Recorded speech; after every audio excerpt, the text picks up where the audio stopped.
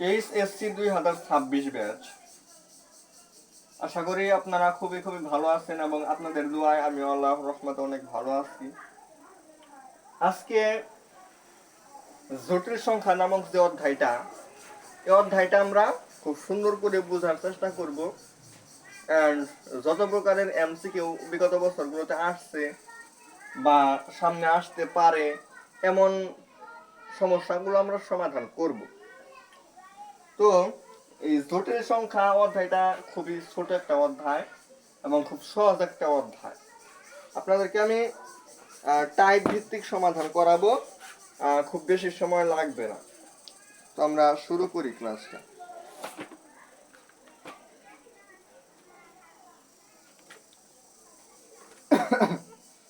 তাহলে আমরা বের করে ফেলি এবং কিছু শর্টকাট আপনাদেরকে আমি দেওয়ার ট্রাই করব, এগুলা সবাই নোট করবেন।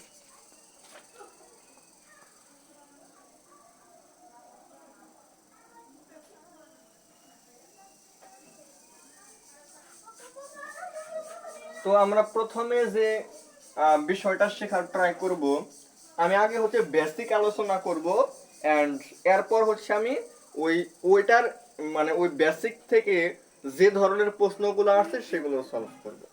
আচ্ছা, তাহলে প্রথমে আসলে আমি বেসিক শুরু করি। তো প্রথম হচ্ছে আমরা মডুলাস এন্ড আর্গুমেন্ট।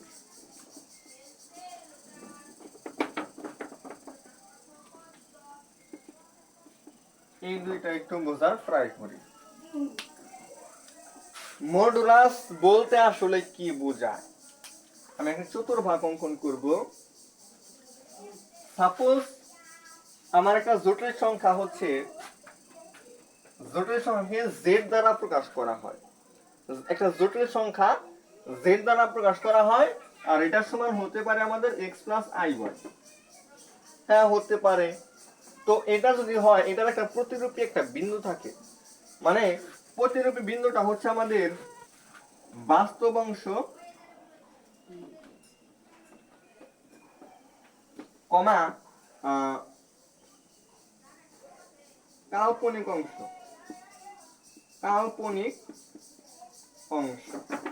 তার মানে কি বোঝাইলো? তাহলে একটু বোঝার ট্রাই করবেন, তাহলে আস্তে আস্তে আমাদের কভার হয়ে যাবে। আমার ইটা কোণে রাখছিলাম, কাল্পনিক অংশ একটু বোঝার ট্রাই করবেন, তাহলেই হয়ে যাবে। তো এখানে বাস্তব অংশ আর কাল্পনিক অংশ আমি কিভাবে বুঝবো? যে পদে আমার আয় থাকবে, মানে এই পদে আমার আয় আছে, হ্যাঁ আয় আছে, আয়ের সাথে কি আছে? ওয়াই। ওয়াই হচ্ছে আমার কাল্পনিক অংশ। আর যে পদে আমার আয় নেই সেই পদটা হচ্ছে আমার এত, তার মানে এক্স কমা ওয়াই, এটা হচ্ছে আমার প্রতিরূপী বিন্দু। তাহলে এই একটা বিন্দু এ চতুর্ভাগের সাপোজ এখানে অবস্থান করতেছে, বোঝার চেষ্টা করেন। তাহলে প্রথমে হচ্ছে আমার একটা জটিল সংখ্যা, সেটার প্রতিরূপী বিন্দুটা কি সেটা আমি দেখলাম। তো প্রতিরূপী বিন্দুটা যেখানে অবস্থান করতেছে সে বিন্দু থেকে, মানে মূল বিন্দু থেকে এটার একটা দূরত্ব আছে, একদম সোজা একটা দূরত্ব, আমার একটু বাঁকা হয়েছে। তো দেখবেন যে একদম সোজা সোজা এখান থেকে এই পর্যন্ত একটা দূরত্ব আছে। দূরত্ব না, এটাকে বলা হয় সরণ। দূরত্ব বললে ভুল হবে, দূরত্ব বিভিন্ন কিছু হইতে পারে। তো মূলত হচ্ছে সরণ। সরণ মানে এখান থেকে এই পর্যন্ত সরণ কতটুকু, সেই সরণটাই হচ্ছে আমাদের কি, সেই সরণটাই হচ্ছে আমাদের মডুলাস। সেটাই আমাদের কি হবে? মডুলাস। মডুলাস মানে হচ্ছে সরণ। মানে আমাদের যে জটিল সংখ্যাটা দেওয়া থাকবে, এই জটিল সংখ্যাটার প্রতিরূপী বিন্দু আমরা বের করব এবং প্রতিরূপী বিন্দু এবং মূল বিন্দুর মধ্যবর্তী যে সরণটা, সেই সরণটা আমরা বের করব। আমরা দুইটা বিন্দুর মধ্যবর্তী দূরত্ব নির্ণয়ের ফর্মুলা জানি। আসলে ওইটা দূরত্ব, আসলে কিন্তু এটা দূরত্ব না, আসলে কিন্তু সরণ। এটা আপনাকে কে বলবে? এটা অনেকজনের জানেই না, অনেক স্যার আছে এটা জানেই না, মানে ওরা গবেষণাই করে না এগুলা। যেটা যে আসলে সরণ, এটা দূরত্ব না। দূরত্ব বললে যে এটা ভুল হয়, এটা অনেকেই বলতে পারবে না। কেমন ভুল হয় সেটা খেয়াল করেন। দূরত্ব মানে হচ্ছে, এটা ফিজিক্সের একটা আপনারা মনে রাখবেন অলওয়েজ। ফিজিক্সে আমার একটা ছিল, নবম দশম শ্রেণীতে গতি নামক অধ্যায়ে কিন্তু এটা ছিল, দূরত্ব এবং সরণের মধ্যে পার্থক্য। যেমন আপনার বাসা হচ্ছে কি, আপনার বাসা হচ্ছে সাপোজ ধরে নিলাম, আমি কোনো জায়গার নাম উল্লেখ করলাম না, আমি ধরে নিলাম যে এখানে আপনার বাসা আর এখানে আপনার কলেজ। তো এই বাসা থেকে আপনি কলেজে যাবেন, আপনি সরাসরি এভাবে একটা রাস্তা ইউজ করেও যাইতে পারবেন যদি থাকে, অথবা আপনি এদিক দিয়ে ঘুরে যাইতে পারবেন বা আরো ঘুরে যাইতে পারবেন, এই দিক দিয়েও ঘুরে যাইতে পারবেন। এইটা এইটা এইটা এগুলা হচ্ছে দূরত্ব। বিভিন্ন সময় আমরা বিভিন্ন জায়গা দিয়ে ঘুরে যাইতে পারি, বিভিন্ন রাস্তা থাকে। এখানে আপনার বাসা আর এখানে আপনার কলেজ। বাসা থেকে কলেজে যাওয়ার সময় আপনি বিভিন্ন রাস্তা দিয়ে ঘুরে ফিরে যাইতে পারবেন, অনেক রাস্তা আসলে থাকে। তো বিভিন্ন সময় বিভিন্ন কিছু পরিবর্তন হয়। তো আর আমরা একটা সরাসরি একটা দূরত্ব নির্ণয় করতেছি, এটা হচ্ছে সরাসরি দূরত্ব অর্থাৎ সরণ। এটার মান আমার সবসময় একটা নির্দিষ্ট মানই হয়, এই মানটা আমাদের পরিবর্তন হয় না। দূরত্ব হচ্ছে আমাদের, এটার মান পরিবর্তন হয়, অর্থাৎ এটা চলকের মতো কাজ করে। দূরত্ব হচ্ছে আমাদের চলকের মতো কাজ করে, আর সরণ হচ্ছে আমাদের ধ্রুবকের মতো কাজ করে। তাহলে বোঝার চেষ্টা করেন। আমরা কিন্তু মডুলাস কথাটা সবসময় মনে রাখবো। মডুলাস হচ্ছে, এটা সবসময় ধ্রুবকের মতো কাজ করে, এটা কখনো পরিবর্তন হয় না। তো এই হচ্ছে আমাদের মডুলাস, এবং এটা আমাদের আসলে সরণ নির্দেশ করে। তো এটা আমরা কিভাবে নির্ণয় করব, সেটা হচ্ছে আমাদের √(x²+y²). এই হচ্ছে আমার মডুলাস নির্ণয় করার ফর্মুলা। এইবার আসেন আর্গুমেন্ট। খুব ভালো করে আমার ক্লাস যে খুব সুন্দর করে বুঝবেন, সে অনেক কিছু আমার কাছ থেকে নিতে পারবেন। আমি আসলে ম্যাথটা খুব ম্যাথ নিয়ে আমি খুবই গবেষণা করি, এন্ড ম্যাথ আমি খুব সুন্দরভাবে আসলে বোঝানোর চেষ্টা করি। কতটুকু বোঝাইতে পারি সেটা আমি জানি না। তো ম্যাথ হচ্ছে সব থেকে জটিল হলেও আমার দৃষ্টিতে সব থেকে সহজ একটি বিষয় এবং খুবই মজার একটি বিষয়। এটা আপনারা একটু মনোযোগ সহকারে খেয়াল করলে অনেক মজা পাবেন, অনেক ভালো লাগবে। তো আর্গুমেন্ট বলতে আসলে কি বোঝায় সেটা আগে একটু বোঝার চেষ্টা করেন। আর্গুমেন্ট বলতে বোঝায় হচ্ছে আমাদের এই যে আমার যে একটা বিন্দু এখানে এটা অবস্থিত, এটা এটা আমি সরাসরি বরাবর একটা সরলরেখা অঙ্কন করলাম, এই সরলরেখা, এবং এটা হচ্ছে আমার এক্স অক্ষের ধনাত্মক প্লাস এক্স, এটা ধনাত্মক এক্স অক্ষ। তো এই ধনাত্মক এক্স অক্ষ এবং এই রেখার একটা কোণ আছে, এই কোণকে আমরা থিটা বলি, এবং এই কোণই হচ্ছে আমাদের কি আর্গুমেন্ট। আর্গুমেন্ট বলতে একটা কোণকে বোঝায়, আর্গুমেন্ট বলতে কাকে বোঝায়, একটা কোণ বোঝায়। আর মডুলাস বলতে সরণকে বোঝায়। এখন আমাদের এই প্রতিরূপী বিন্দুর আমরা কিন্তু এখান থেকে চিহ্ন সহ নিব অলওয়েজ। যেমন -3 + 2i, তাহলে এটার প্রতিরূপী বিন্দু কিন্তু আমরা 3,2 নিলে এটা ভুল হবে। 3,2 নিলে কি হবে, এটা ভুল হবে। আমরা যখন মাইনাসটা সহ নিব তখন আমাদের কারেক্ট হবে। তো এটার প্রতিরূপী বিন্দু কিন্তু আমাদের এটা হবে। তো দেখেন প্রতিরূপী বিন্দুর ক্ষেত্রে আমাদের যে বিন্দুটা কিন্তু 4 ধরনের হয়। কয় ধরনের? 4 ধরনের হয়।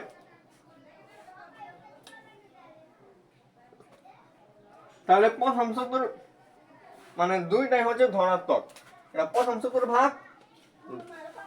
দুইটাই ধনাত্মক কি প্রথম চতুর্ভাগে অবস্থান করবে। এক্স এর মান ঋণাত্মক, ওয়াই এর মান ধনাত্মক, দ্বিতীয় চতুর্ভাগ। দুইটাই ঋণাত্মক, তৃতীয় চতুর্ভাগ ওয়াই ঋণাত্মক চতুর্থ চতুর্ভাগ। তো আর্গুমেন্ট কিন্তু আমাদের একটা কোণ যদি মানে ওই বিন্দুটা যদি প্রথম চতুর্ভাগে অবস্থিত হয় তাহলে মানে মডুলাস নির্ণয় করার সূত্রটা কিন্তু আপনাদের দিচ্ছি। তো আর্গুমেন্টের ক্ষেত্রে হচ্ছে প্রথম চতুর্ভাগে অবস্থিত হলে আমরা থিটার মান নির্ণয় করব tan inverse of y by x। এটা হচ্ছে প্রথম চতুর্ভাগের জন্য। তো প্রথম কথাটা লিখে আমি বোঝানোর ট্রাই করলাম। এরপর যদি ওটা দ্বিতীয় চতুর্ভাগে অবস্থিত হয়, অর্থাৎ একটা বিন্দু যেমন এই বিন্দুটা এটা দ্বিতীয় চতুর্ভাগে অবস্থিত না, তো এটার আর্গুমেন্ট নির্ণয় করার জন্য আমি থিটার যে মানটা ইউজ করব সেটা হবে pi minus tan inverse of y by x। Pi minus tan inverse of y by x। এরপর আসেন তৃতীয় চতুর্ভাগ যদি হয় আমাদের, তৃতীয় চতুর্ভাগের জন্য আমাদের দুইটা ফর্মুলা হয়। একটা হচ্ছে আমাদের theta equal pi plus tan inverse of y by x অথবা tan inverse of y by x থেকে পাই বিয়োগ হবে।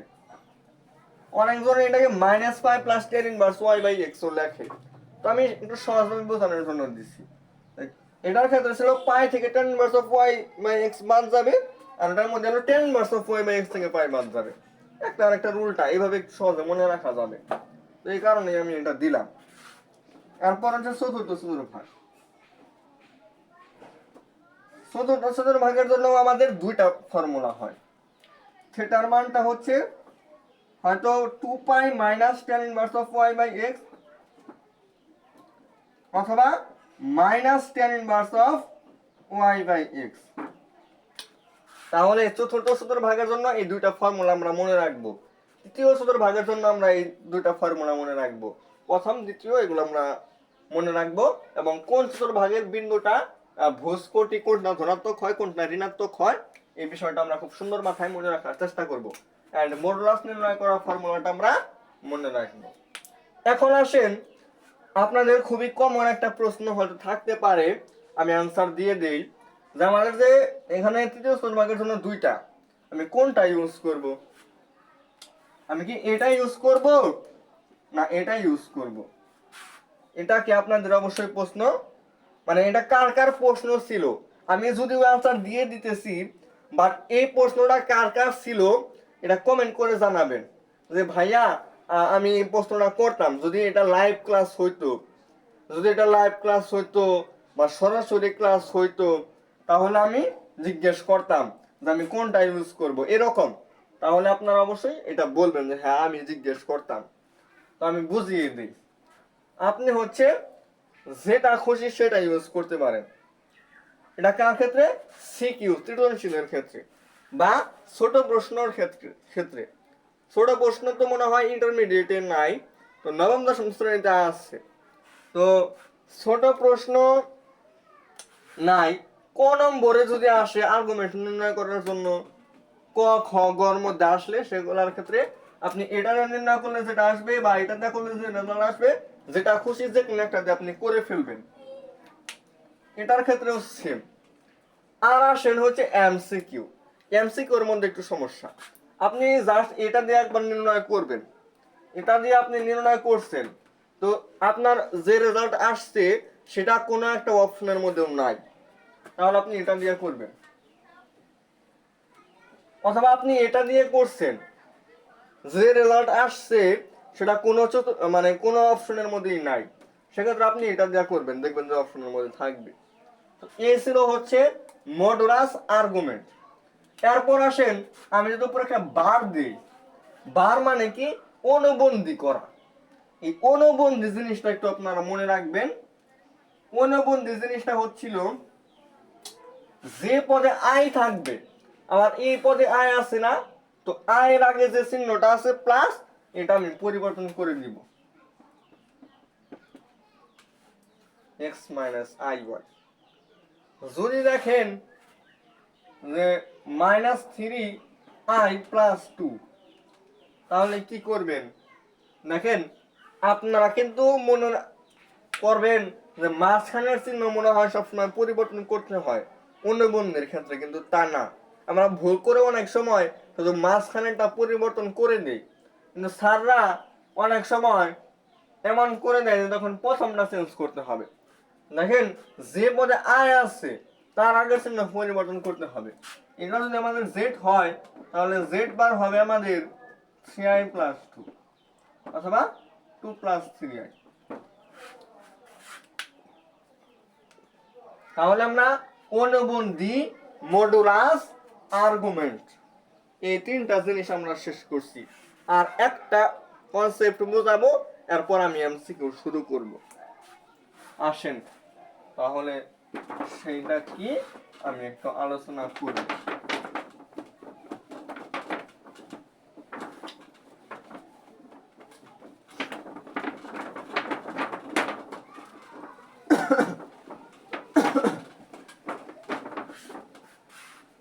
সেটা হচ্ছে এ প্লাস আই বি প্রকাশ, এ প্লাস আই বি আকারে প্রকাশ। আপনাকে যে কোনো একটা জটিল সংখ্যা দিবে, সেটা এ প্লাস আই বি আকারে দিবে না, অন্য একটা আকারে যদি দিয়ে বলে এ প্লাস আই বি আকারে প্রকাশ করো, এটা আপনাদের এমসিকিউতেও কিন্তু আসবে।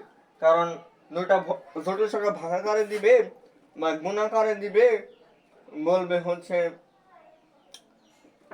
মডুলাস নির্ণয় করো, আর্গুমেন্টস নির্ণয় করো, এন্ড বাস্তব অংশ কত, কাল্পনিক অংশ কত, এরকম ফর্মুলাগুলো আমাদের চাই। তো প্রথম হচ্ছে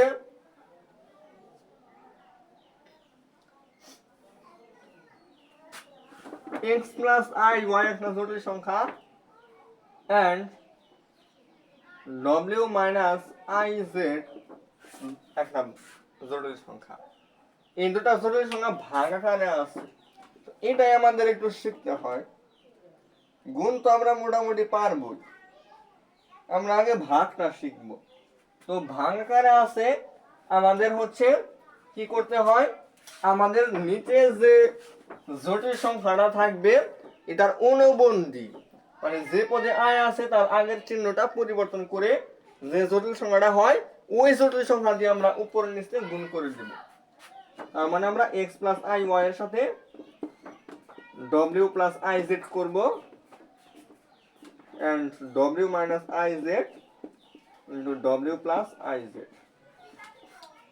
দেখেন, এখন আমরা দুটা জটিল সংখ্যা গুণ করে ফেলবো।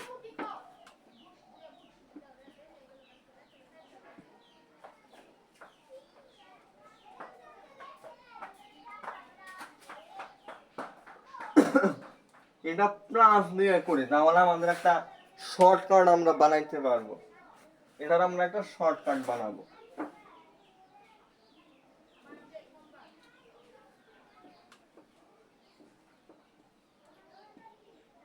এইরকম।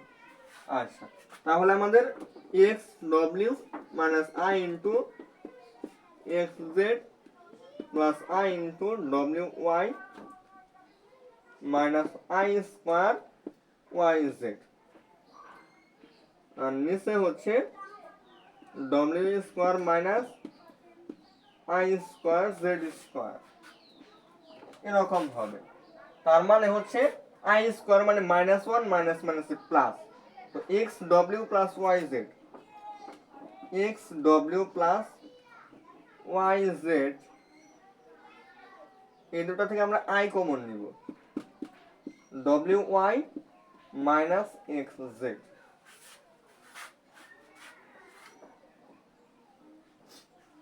আর এখানে হবে W square plus Z square. তো এটা আমরা আলাদা করে দিব, তার মানে হচ্ছে আমরা ডব্লিউ মানে X W plus Y Z, আর নিচে হচ্ছে W square plus Z square plus I into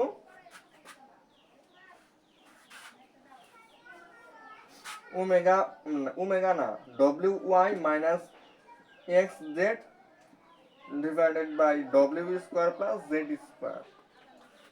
এটা হচ্ছে আমাদের বাস্তব অংশ বা রিয়েল জেড। অনেক সময় আর ই লেখার পর জটিল সংখ্যা তো এটাকে জেড দ্বারা প্রকাশ করা হয়। তো বলে যে এটার সমান কত। তো রিয়েল জেড, রিয়েল মানে বাস্তব, মানে জেড মানে জেড এর বাস্তব অংশের কথা এটা বলা হয়, আর কাল্পনিক অংশ সবসময় লেখাই থাকে। তাহলে একটা জটিল সংখ্যা যদি আমাদের x প্লাস আই ওয়াই এবং আরেকটা যদি w প্লাস আই জেড হয়, তাহলে আমরা এইটা অ্যাপ্লাই করব। বাস্তব অংশ নির্ণয় করার জন্য আমরা এইটুকু ইউজ করব, কাল্পনিক অংশ নির্ণয় করার জন্য আমি এইটুকু ইউজ করব। তো দেখেন, আপনাদেরকে আমি এই শর্টকাটটা ইউজ করে আপনাদেরকে আমি দেখাবো। তো এখানে লেখা রাখি বাস্তব অংশ, বাস্তব অংশ x w plus y z এটা, আর কাল্পনিক অংশ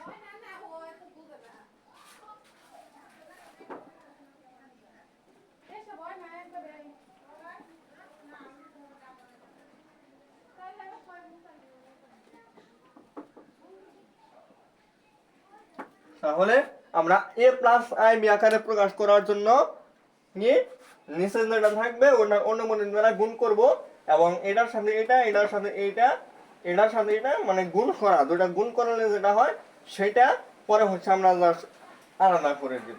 তো এটা কিন্তু আপনারা রিটেনে এইভাবে করবেন। এটা আমি শর্টকাটটা বের করলাম, এটা হচ্ছে বাস্তব অংশ নির্ণয় করার শর্টকাট, কাল্পনিক অংশ নির্ণয় করার শর্টকাট। তো সেটা আমি এখন দেখাই।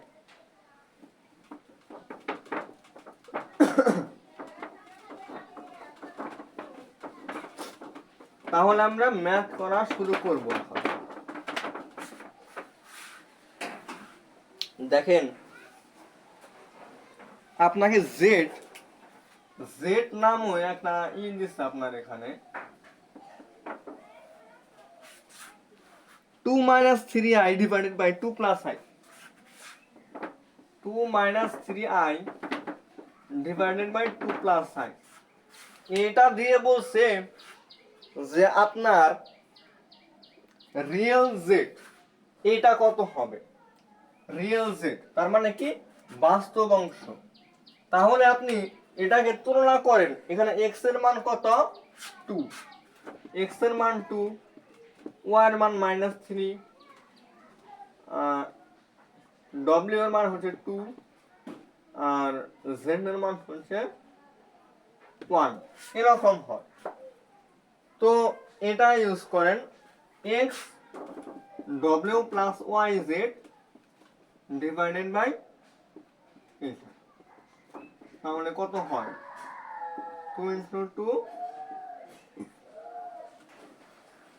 -3 × 1, আর নিচে হচ্ছে 2 square plus 1 square, 4 - 3 divided by 5 মানে হচ্ছে 1/5, 1/5 হচ্ছে আমাদের অ্যান্সার।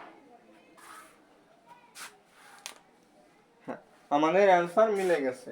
তো বাস্তব অংশের জন্য আমি এটা অ্যাপ্লাই করব, কাল্পনিক অংশের জন্য আমি এটা ইউজ করব।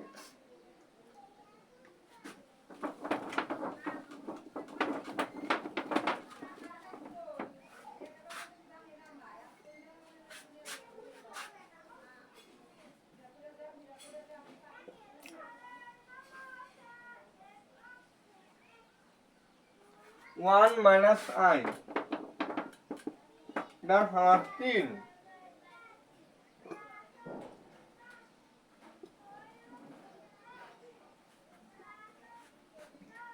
আচ্ছা যাই হোক, তো এটার আর্গুমেন্ট নির্ণয় করতে বলছে।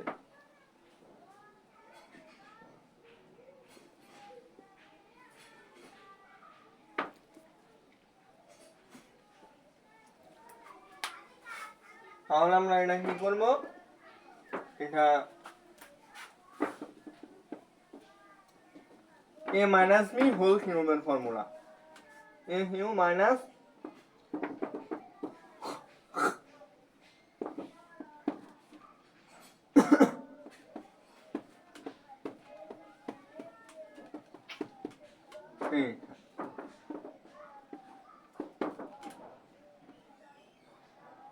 এখানে i স্কয়ার মানে -1, এটার সাথে গুণন হয়ে -3 হবে। এটা হয় প্লাস আই, তাহলে হয় -2 -1 এরকম হয়।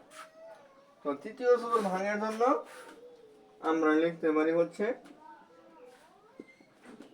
tan ইনভার্স y/x করলে হয় 1 পাই প্লাস পাই/4 5π/4। এবার দেখবো আমরা এই 5π/4 এর এটা আছে কিনা। 5π/4 অপশনে নাই। আমি পাই plus tan inverse of y/x এটা না করছি, কিন্তু এটা আমার অপশনে নাই। তাহলে আমরা tan ইনভার্স অফ y মানে tan ইনভার্স 1 থেকে পাই বিয়োগ করব। 4 এখানে 4 বাদ দিলে -3π/4 এটা আমাদের অপশনে আছে।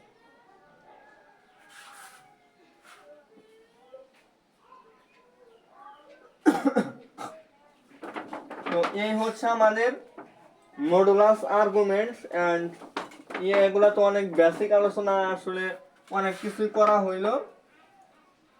তো এটা আপনারা অবশ্যই মনে রাখবেন এবং এই শর্টকাটটা আপনারা মনে রাখবেন।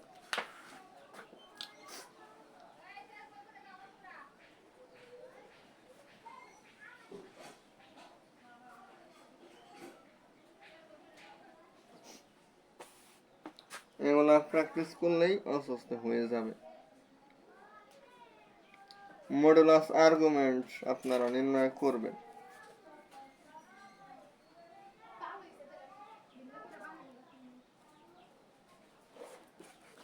এখানে আপনাকে একটা জটিল সংখ্যা দিছে z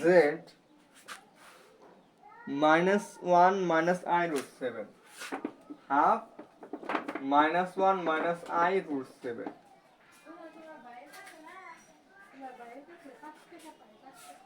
এখানে বলছে z - z বার। z বার মানে কি? তাহলে z যদি এটা হয় z বার হবে, কিন্তু i এর আগে চিহ্ন চেঞ্জ। এবার এই দুটো যদি আমরা বিয়োগ করি তাহলে এটা হবে, আর এটার মানে হচ্ছে আমাদের half -1 -i√7 minus half -1 plus i√7। তো ধরুন আমি আমরা হাফ কমন নিব, হাফ কমন নিলে হয় -1 i√7, এই মাইনাস দিয়ে গুণ হয়ে যাবে +1 i√7।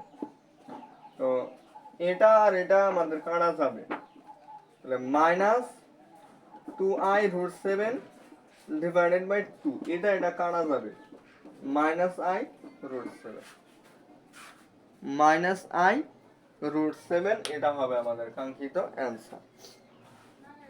কথাগুলো মনে হয় একটু স্পষ্ট বোঝা নাও চাইতে পারে, যেহেতু আমার ঠান্ডার সমস্যা কয়েকদিন ধরে, তো একটু স্পষ্ট না বোঝা যাইতে পারে, একটু কষ্ট করে বোঝার ট্রাই করবেন আপনারা।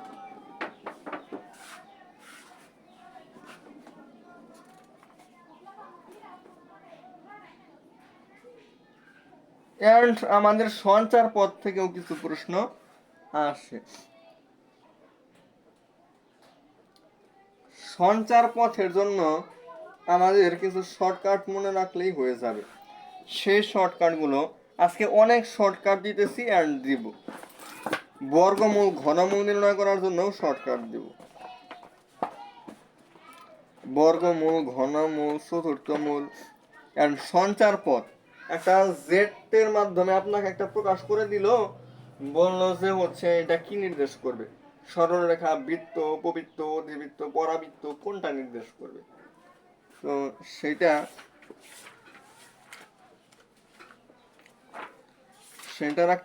অনেকগুলা ফর্মুলা আমি আপনাদেরকে দিব, এই সবগুলো মনে রাখবেন, যে কোনো সময় যে কোনোটা আসতে পারে।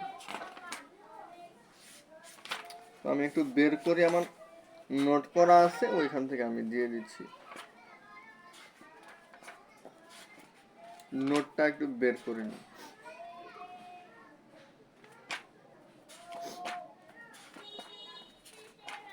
সঞ্চার পথ। হ্যাঁ, জেড নামক যে ধ্রুবক মানে জটিল সংখ্যাটা দেওয়া থাকবে, ওই জেড এর পরম মান যদি কোনো একটা স্বাভাবিক সংখ্যা, এখানে কে লেখা হয়েছে, কে বলতে এখানে যদি একটা স্বাভাবিক সংখ্যা হয়, মানে এরকম যদি হয়, তাহলে এটা একটা বৃত্ত নির্দেশ করবে। আমি একটু করে আস,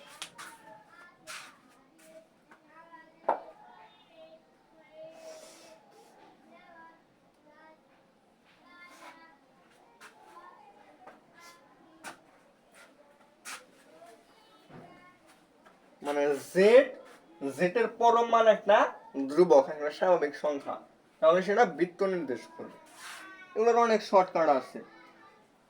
জেড থেকে আপনি একটা ধ্রুবক আপনি বাদ দিচ্ছেন এবং সেটার পরম মান হচ্ছে আপনার একটা ধ্রুবক, মানে জেড একটা জটিল সংখ্যা, সেখান থেকে আপনি কোন একটা সংখ্যা বাদ দিচ্ছেন, সেটার পরম মান মানে মডুলাস আরো একটা ধ্রুবক, এটাও একটা বৃত্ত নির্দেশ করবে।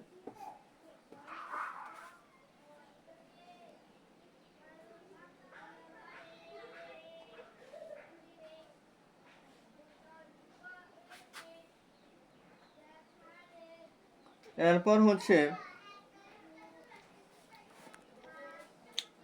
z plus k1 equals z plus k2, z plus k1 এটার মডুলাস z plus k2 এটার মডুলাসের সমান, মানে একটা জটিল সংখ্যার সাথে একটা ধ্রুবক যোগ করছেন সেটার মডুলাস, ওই জটিল সংখ্যার সাথে অপর আরেকটা এই করছেন সেটার মডুলাস, এই দুটো সমান, সমান হলে এটা নির্দেশ করবে হচ্ছে সরল রেখা। এটা নির্দেশ করবে কি? সরল রেখা। আপনি দেখা মাত্রই বলে দিতে পারবেন, দেখা মাত্রই বলে দিতে পারবেন যে হচ্ছে এটা কি নির্দেশ করে। আপনাদেরকে আমি দু একটা সিম্পল উদাহরণ দেখাবো, তাহলে আপনারা বুঝতে সক্ষম হবেন। এন্ড 4 নম্বরে হচ্ছে az প্লাস k1, এখানে a b c যাই বলেন, কে বলেন, এগুলো সব সংখ্যা। তো az প্লাস k এটার পরম মান, এ বলতে k1 কে দিচ্ছে এখানে, তো এখানে হলো bz প্লাস k2 এটার পরম মান। এরকম যদি হয়, এটা আপনাদের বৃত্ত নির্দেশ করবে, এটা আমাদের কি নির্দেশ করবে? বৃত্ত নির্দেশ করবে। তো এরকম 12টা টেকনিক আছে আমাদের, কেবলমাত্র 4টা দিলাম, 12টা টেকনিক আছে। 5 নম্বরে আসেন z plus k1 plus z plus k2, z plus k1 এটার মডুলাস প্লাস হচ্ছে z মাইনাস না z দুটার মধ্যে প্লাস, হ্যাঁ প্লাস k2 এটার মডুলাস, এটা k3, এরকম ফরম্যাট যদি হয় তাহলে এটা টেকনিক 5, এটা হবে উপবৃত্ত, এটা হবে উপবৃত্ত। আর এই সেম জিনিসটাই যদি মাঝখানে মাইনাস হয়, প্লাস না হয়ে যদি মাইনাস হয়ে যায়, মানে এখানে প্লাস নিলে হয় উপবৃত্ত, মাইনাস নিলে হবে আমাদের অধিবৃত্ত। তাহলে এখানে দুটো একসাথে দিয়ে দিচ্ছি, প্লাস নিলে হবে উপবৃত্ত, মাইনাস নিলে অধিবৃত্ত, অধিবৃত্ত নির্দেশ করবে। Z Z bar equal Z into Z bar equal A, এটা একটা বৃত্ত নির্দেশ করে, এটা কি নির্দেশ করে? বৃত্ত। তাহলে টেকনিক 7টা শেষ।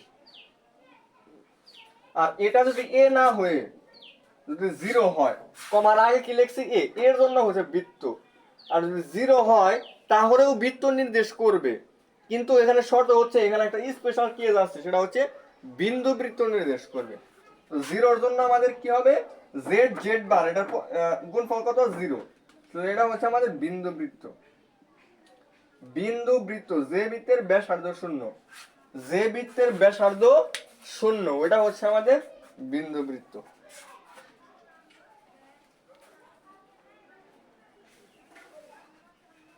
এক্স এবং ওয়াই এগুলো আমরা একটা স্বাভাবিক সংখ্যা বুঝি, স্বাভাবিক সংখ্যা কিন্তু আমরা বলে থাকি। জেড প্লাস কে ওয়ান, জেড প্লাস কে ওয়ান এটার পরমান যদি আমাদের এক্স বা ওয়াই হয়, মানে এক্স বা ওয়াই সংক্রান্ত কোনো একটা কিছু যদি হয়, তাহলে সেটা আমাদের পরাবৃত্ত নির্দেশ করবে। এটা একটু আনকমন, এটা আপনাদের না মনে রাখলেও চলবে, এবং এরপরে আরো একটা আছে সেটাও একটু মানে এগুলোর নাম মনে রাখলেও চলবে। মূলত আমি যে কয়েকটা দিচ্ছি আপনাদের, এই কয়েকটা বিষয় শেষে যে কয়েকটা আছে ওই কয়েকটা দিলাম না, এবং এটাও আপনারা চাইলে বাকি রাখতে পারেন, দরকার নাই। তো এই কয়েকটা আপনারা একটু মনে রাখবেন, আপনাদের অনেক অনেক কাজে দিবে। আপনাদেরকে আমি দুই একটা এখানে প্রশ্ন তুলবো, এন্ড আপনাদেরকে আমি একটু মিলিয়ে দেখাবো যে আসলে আমাদের কোনটা সঠিক হয়। আমরা একটা মিলানোর ট্রাই করব। যেমন z-7 এটার পরমান হচ্ছে 9, z-7 এটার পরমান হচ্ছে 9। এটা বলতে আসলে বলেন দুই নাম্বারকে মিন করতেছে না, দুই নাম্বারের সাথে হুবহু মিলতেছে। তো এটা দেখে দেখা মাত্র আমি বলে দিতে পারবো এটা একটা বৃত্তের সমীকরণ হবে। এটা কিসের সমীকরণ হবে? বৃত্ত।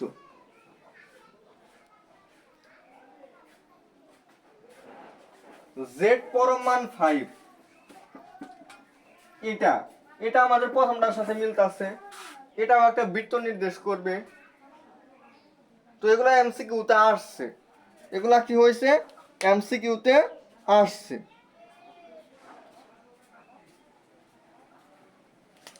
জেড জেড বা ইকুয়াল 1 এটা দেওয়া আছে, এটা কি নির্দেশ করে? এটা যে যেটা 1 বলতে এখানে যে এ এর মান এখানে 1 এরকম, তো এটা একটা বৃত্ত নির্দেশ করবে।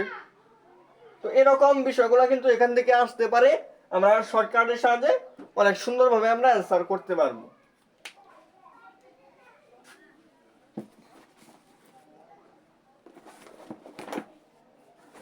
তো এই হচ্ছে আমাদের এই শর্টকাট গুলো আমরা গেল বাস্তব অংশ, কাল্পনিক অংশ, মডুলাস, আর্গুমেন্ট, সঞ্চারপদ সংক্রান্ত এই বিষয়গুলো আমাদের দেখা শেষ হয়েছে। তো এরপরে দেখে আমরা আর কি আলোচনা করতে পারি। বর্গমূল, ঘনমূল এগুলা আছে।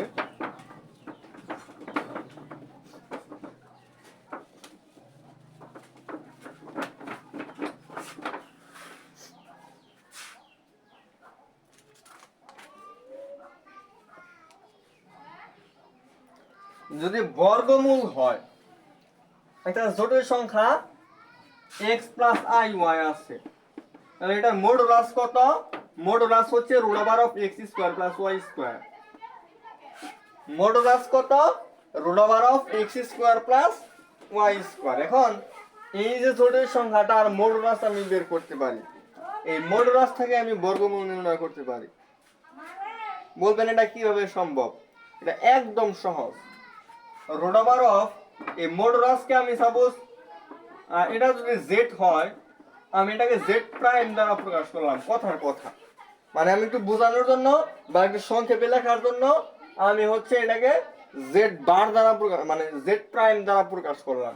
তো এই z প্রাইম থেকে আমি প্রথমে হচ্ছে বাস্তব অংশ যেটা আছে না x, এটা যোগ করব, এটাকে 2 দ্বারা ভাগ করব, প্লাস i ইনটু আমি এবার z প্রাইম থেকে বাস্তব অংশ বিয়োগ করব, 2 দ্বারা ভাগ করব। এটাই হচ্ছে আমাদের বর্গমূল, এটাই আমাদের কি বর্গমূল। তাহলে আমাদের যে মডুলাস আছে সেই মডুলাসটা আমরা আগে নির্ণয় করব, মডুলাসের সাথে বাস্তব অংশ যোগ করে 2 দ্বারা ভাগ করব, যা আসে ওটাকে আমরা বর্গমূল করব। বর্গ এখানে বলতে z বার একটা মানে z প্রাইম এটা আমাদের একটা সংখ্যা, বাস্তব অংশ হচ্ছে একটা সংখ্যা, এটা 3 আসলো আর এটা 5 আসলো, হতেই পারে। তো 3 আর 5 এর যোগফল কি 8, 8 কে ধরে ভাগ করলে হয় 4, 4 এর বর্গমূল আমরা তো বলতেই পারি। এটার জন্য তো আমাদের এক্সট্রা কোনো সূত্র লাগবে না, এটা 3 এটা 5। তো এটা 3 এবং 5 এর জন্য কি হয় সেটা আমরা অবশ্যই দেখব। তো 3 থেকে 5 বাদ দিলে হয় -2, দিলে হয় -1, মানে এটা i হয়। তো এরকমই হবে আমাদের। তো এই হচ্ছে আমাদের শর্টকাট। তাহলে আমরা আসেন বর্গমূল নির্ণয় করি। যেমন রুট আবার 6i মানে -6i, এটার বর্গমূল নির্ণয় করতে বলছে। এটার উপরে রুট আছে মানে কি, এটার বর্গমূল কত সেটা বের করতে হবে। তাহলে এটার মডুলাস কত হয়? মডুলাস কিন্তু 6 হয় এবং এটার বাস্তব অংশ হচ্ছে 0। তাহলে 6 থেকে আমরা 0 বাদ দিব, 2 দ্বারা ভাগ করব, বর্গমূল করব। প্লাস i,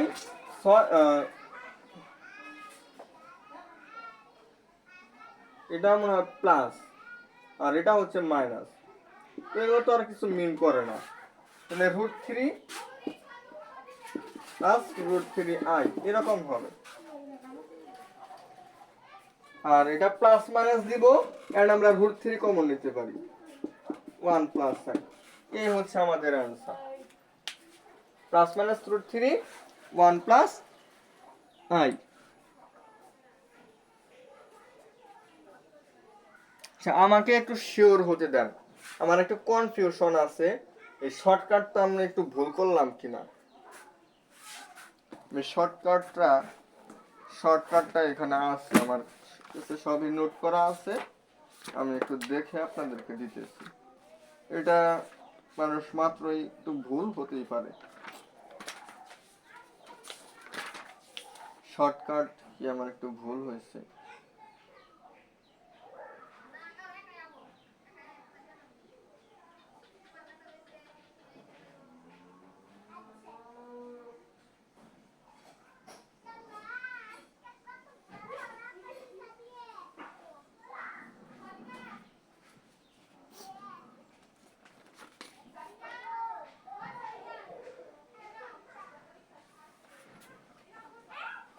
এখানে বলছে যদি কাল্পনিক অংশ যেটা, এখানে এটা ঠিক আছে আমাদের, বাট আমাদের একটা জিনিস এখানে এক্সট্রা মনে রাখতে হবে, শর্টকাট আমাদের এটাই। কিন্তু এই শর্টকাট এখানে মাঝখানে যে আমার চিহ্নটা আছে, এই চিহ্নটা আমার এক সময় একটু পরিবর্তন হবে, মানে প্লাসও হতে পারে মাইনাসও হতে পারে, কখন প্লাস কখন মাইনাস। এখানে আমাদের যে জটিল সংখ্যাটা দেওয়া আছে, এই জটিল সংখ্যাটা কি এখানে প্লাস না, এখানে প্লাস হলে এখানে প্লাস, জটিল সংখ্যাটা এখানে মাইনাসও হতে পারে। যেমন মানে এখানে আয়ের সাথে যে মানে আয় যে পদে থাকবে ওই পদের আগে কিন্তু মাইনাস থাকতে পারে। যেমন এখানে এই পদের আগে কি মাইনাস আছে না, তো এখানেও কি হবে, মাইনাস হবে, অর্থাৎ এখানে মাইনাস হবে। তাহলে এটা √3 মাইনাস, তাহলে এটা আমাদের আসছে মাইনাস। মানে আই যে পদে থাকবে ওই পদের আগে যদি মাইনাস হয় তাহলে এখানে আমরা মাইনাস ধরে কাজ করব, আর যদি এটা আই এর আগে যদি পজিটিভ সাইন হয় তাহলে আমরা পজিটিভ নিয়ে কাজ করব।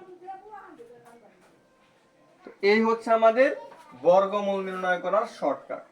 আমরা আর একটা ম্যাথ করব এবং এর মাধ্যমে আমরা শেষ করব।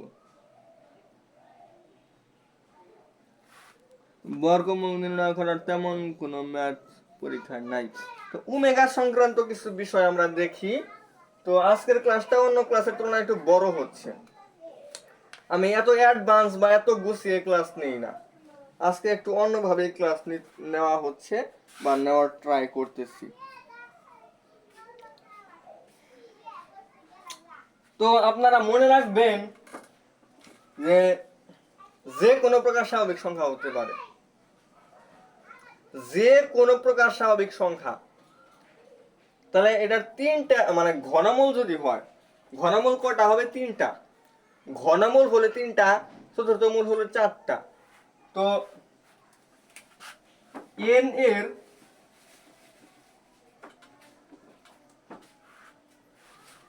যদি ঘনমূল হয় তাহলে তিনটা ঘনমূল আছে, এই তিনটা ঘনমূলের যোগফল হবে 0। যেমন 2 এর তিনটা ঘনমূল আছে, এই তিনটা ঘনমূল করলে মানে যে তিনটা রেজাল্ট পাওয়া যাবে ওই তিনটার যোগফল কত হবে, অলওয়েজ 0। 3 এর ক্ষেত্রে তিনের যদি ঘনমূল নির্ণয় করি তিনটা ঘনমূল পাওয়া যাবে, ওই তিনটার যোগফল কত হবে, অবশ্যই 0 হবে। এরকম চতুর্থ মূলের ক্ষেত্রেও আপনারা মনে রাখবেন। যেমন 5 যে কোনো একটা সংখ্যায় আমাদের আসতে পারে, 5 নামক একটা সংখ্যা, এই সংখ্যার যে চতুর্থ মূলগুলো আছে, 4টা মূল আসছে এখানে, এই 4টা মূলের যোগফল কত? অবশ্যই 0। অবশ্যই কত? 0 হবে। তো এটা আপনারা মনে রাখবেন। আর একের যে 3টা ঘনমূল হয়, সেই 3টা ঘনমূল হচ্ছে 1 ওমেগা এবং ওমেগা স্কয়ার। এই 3টার যোগফল হয় 0 আর গুণফল হয় 1।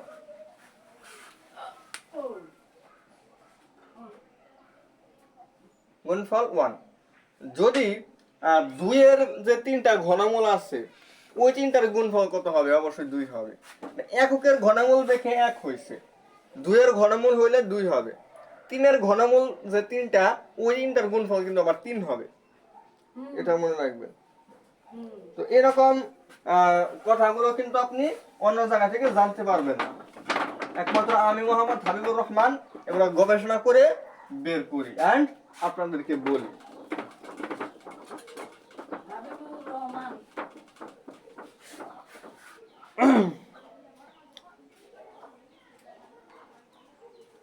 ওমেগা সংক্রান্ত আমরা একটা ম্যাথ করব। 1 plus omega minus omega square,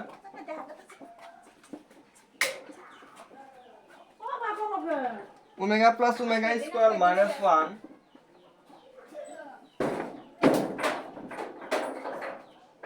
omega square plus 1 minus omega. Omega square plus 1 minus omega. তো এইটা 1 প্লাস ওমেগা, এটা মানে কত লেখা যাবে? আমরা সূত্রটা হচ্ছে 1 প্লাস ওমেগা স্কয়ার, এটা 0। তাহলে 1 প্লাস ওমেগা মানে কত হয়?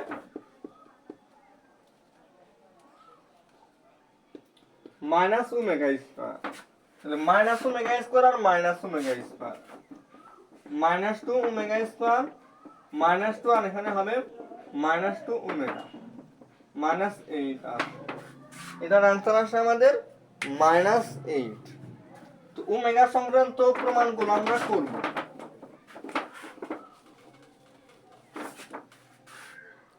তো আজান হয়ে যাচ্ছে, আমাদের অতি শীঘ্রই ক্লাস শেষ করতে হবে। এখন আর কোনো কিছু বাকি নেই, আমরা এখন ক্লাসটা সমাপ্ত করতে পারি।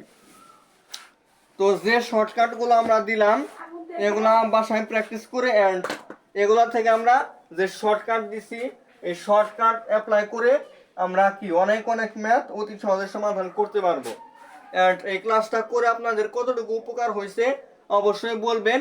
আমি আগামী যেদিন সময় আমার হয় বা ভালো লাগে আসলে এই ক্লাসটা নেওয়ার, সেদিন হচ্ছে আমি বহুপদীর ক্লাসটা নিয়ে আসব। সে পর্যন্ত সবাই ভালো থাকেন, সুস্থ থাকেন। আসসালামু আলাইকুম ওয়া রাহমাতুল্লাহি ওয়া বারাকাতুহু।